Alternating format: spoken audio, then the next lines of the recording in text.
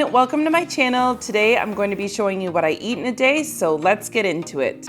Alright, so for those of you out there who do not like oatmeal, or if maybe you're just getting a little tired of oatmeal and want to switch it up, you guys have to try this barley porridge. All you will need is 1/2 cup of pearl barley that we're going to throw in a pot and then we're going to wash off.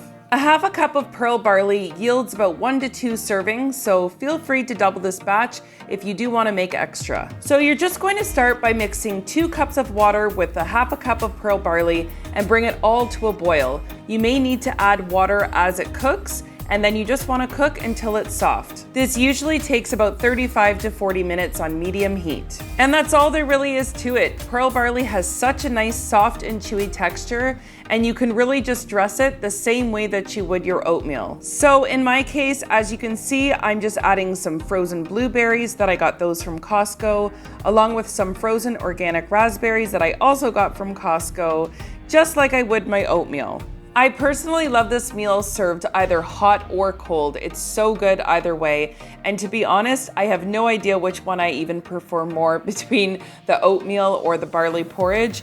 I will say that the barley porridge actually keeps me a bit fuller for longer than the oatmeal does, so I will give it that. And I also just love the texture of barley. I don't know. But taste-wise, they're about the same, so definitely give this one a try.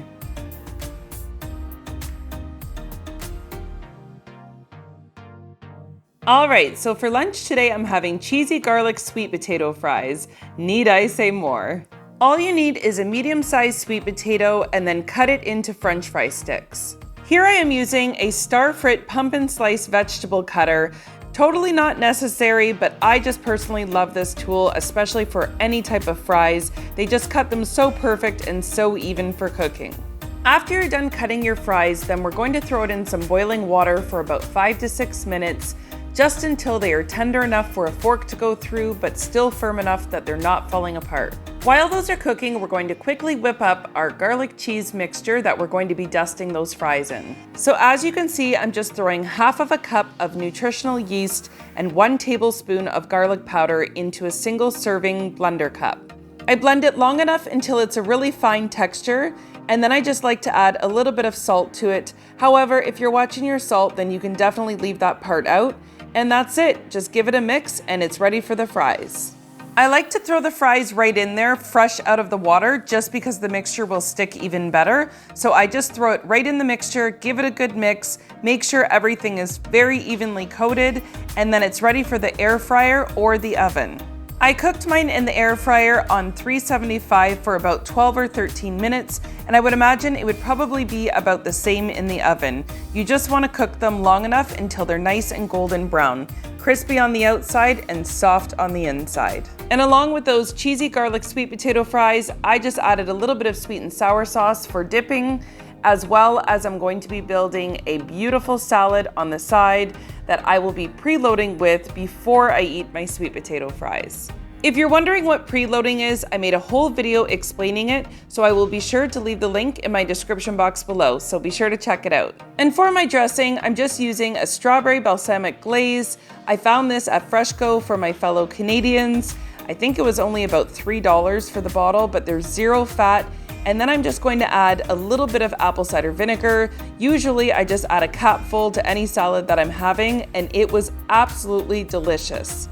The hint of garlic matched with the sweetness in this meal made my taste buds explode. Honestly, it was so delicious. I hope you guys give it a try.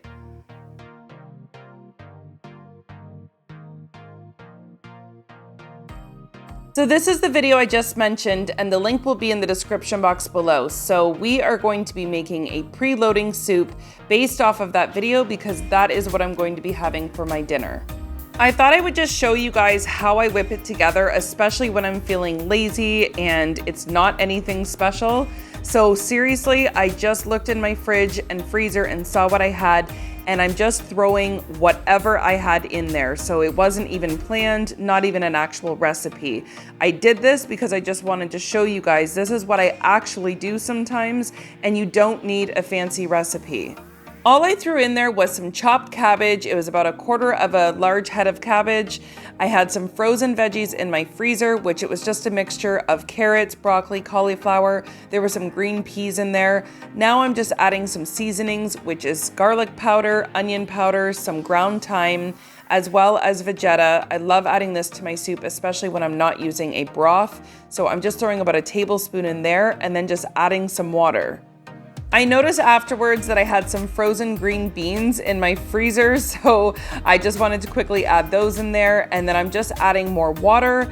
As you guys can see, I'm making this in an Instant Pot, but this certainly can be made just as easily on your stovetop. In my Instant Pot, I cooked it on high pressure for 15 minutes. Okay, so while my preloading soup is cooking, I'm going to whip together some yummy white bean sauce that I'm going to put on top of my brown rice. However, it goes fantastic on many, many things.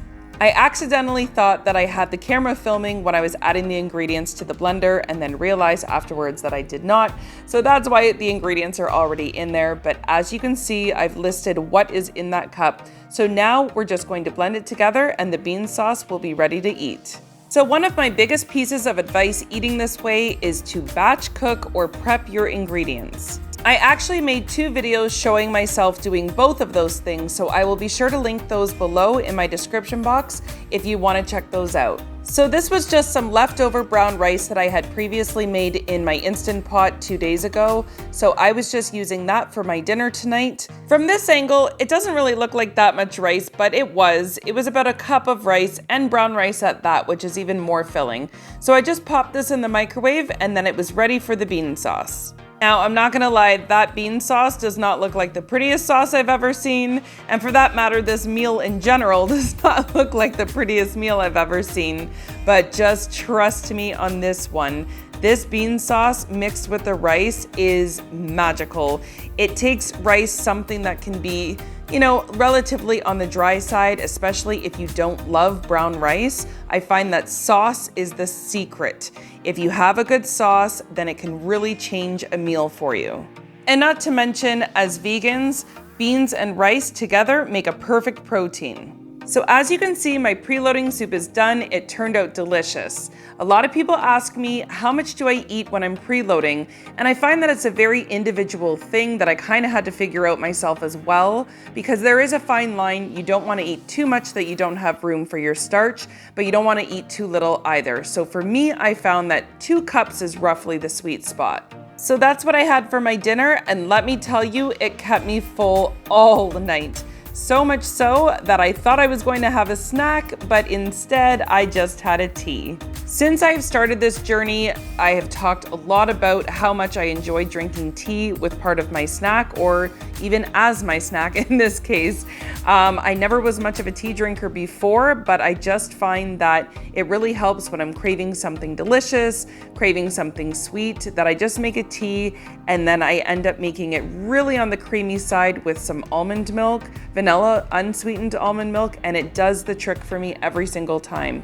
I had actually planned on having some of my chocolate protein balls with this tea, but I just wasn't hungry enough for it, so I just decided, you know what, I'm gonna have just the tea alone. And if you guys haven't seen that video where I show how to make my delicious no-bake chocolate protein balls, then I will also link that below as well. So that's it, guys. That's what I ate, and I hope that you enjoyed.